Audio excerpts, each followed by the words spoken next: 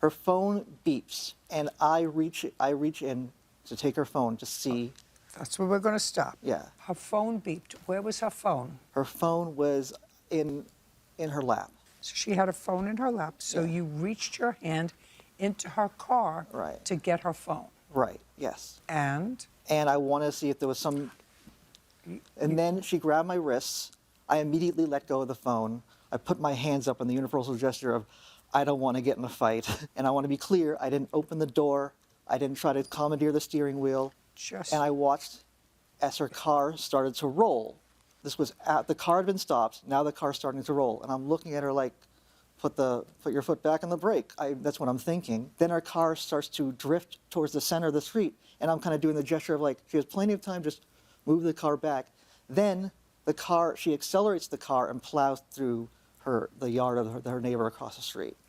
I was not near the car. Mr. Davis, Yeah. the question that I'm going to listen to what the plaintiff tells me. In negligence, one of the questions that courts ask themselves is, but for the actions of Mr. Davis, would Miss Hamblin have had an accident that night with her car? Right. And so far, even based on the rather benign story that you tell me, I'm what we all do.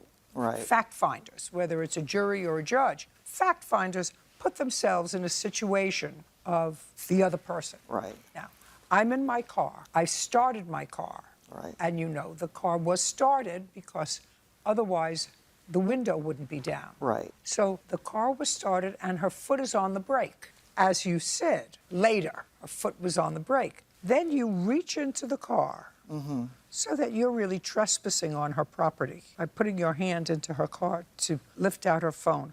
That causes, and it's already been an emotional evening, probably for both of you. Okay, Miss Hamlin, you tell me your version of the events. He did come to my house. We had a disagreement. About what? About he was pressuring me into getting a certain medical procedure that he referenced earlier. I wasn't quite sure to make a definitive decision on that matter. He left. About 15 minutes transpired.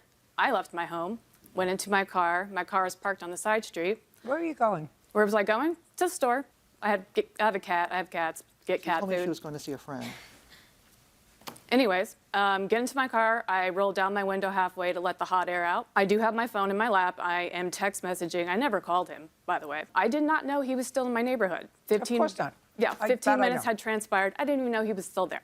So I'm firing off some text messages, just fiddling with my phone because you can't do that while you're driving in California. Next thing you know, I look up and I see him bum rushing my car. My car is now in drive. It is in gear, and I'm starting to go out to veer out of my parking spot.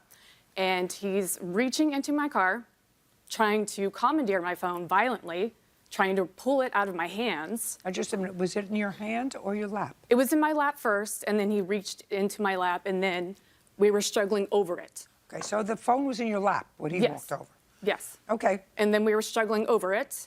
And meanwhile, my car I'm trying to ascend forward, get out of the situation, try to circumvent, try not to actually run him over, and try to get away from the situation. And everything really happened so fast. My foot is on the gas pedal. I am in gear. I am trying to get away, and grabs my wrist, phone, I veer away, and I hit the wrought iron fence of my neighbor.